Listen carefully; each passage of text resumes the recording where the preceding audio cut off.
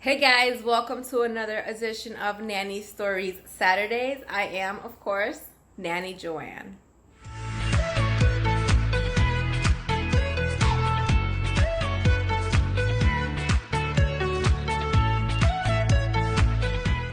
My first job, I worked in a place on the East Coast called Jersey City, and it was my first job as a nanny.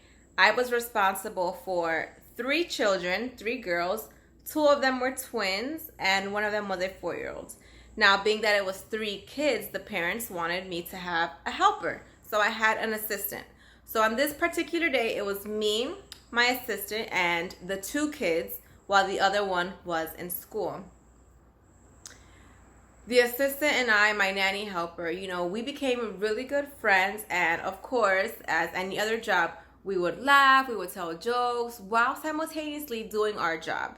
Now, this family that I worked for, they lived in a small apartment. It was a 2-1. And while the kids were playing in the closet, I was 3 feet away and in the hallway while my nanny friend was doing their laundry. So I was just there talking to her. Now, looking back in hindsight, I probably should have been in the bedroom right outside of the closet where the girls were playing. But being that I wasn't as responsible as I am now, that didn't happen. In the midst of me and my girlfriend hanging out and talking, I hear the door shut and a scream. Immediately, we stop what we're doing and we go and see what's going on. Unfortunately, one of the babies got her finger jammed in the door when the baby went to close it. Now, it didn't get completely jammed. As soon as the door closed in on her, she removed her finger. But along with her moving her finger, a little bit of her skin came off. She was crying hysterically, as she should, and probably as I would have too. She was crying hysterically. My nanny assistant was crying because she's very empathetic. I was trying to console the baby. The baby had her fingers clenched, of course.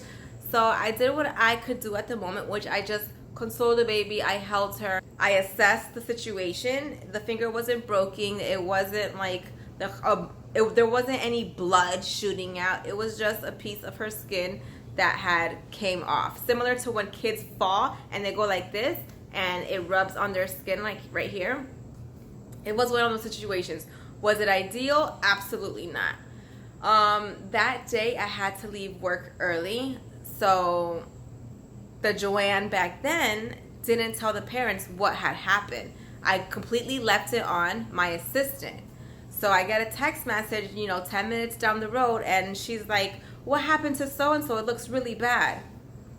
Being that I wasn't prepared to deal with the consequences, I completely lied and I blamed it on her falling outside while we were playing, because I didn't want to make it seem like I was being irresponsible, which again in hindsight I was. So I was already stressed out. The next day at work, she's like, "What happened?" So again, I had to retell this story in more detail, of course. And they were completely upset, the parents, as they should be, because these are their babies. I'm the one in charge of them. And because I was having a conversation and being distracted, I was not there paying attention. As the days progressed, her finger looked worse and worse and worse. But like with any disease or illness or surgery, before it gets better, it has to get worse, unfortunately. Thankfully, there was no damage, no fracture. Her finger healed perfectly. But it was a really stressful time where I should have been more responsible and been there with the girls as they played and let my assistant do the laundry, and when she finished, she would have came into the room and it would have been all good. Lesson learned. In the blink of an eye, anything can happen. So be aware. Don't just trust the environment, even if it's a safe environment. Doors, closets, cabinets, kitchens, toys even. These are all things that can cause real damage to somebody. If a toy gets thrown and it hits you in the head, you might have a chichon, you might have a big old bump or a black eye. So just be aware, stay as close to your kids as possible, and just make sure you give your kids extra love and be empathetic when they get hurt. How many of you have got your finger jammed in the door, or unfortunately have had your kids have their finger jammed in the door due to another sibling, or perhaps you weren't being cautious and you closed it? If you can relate, leave a comment below.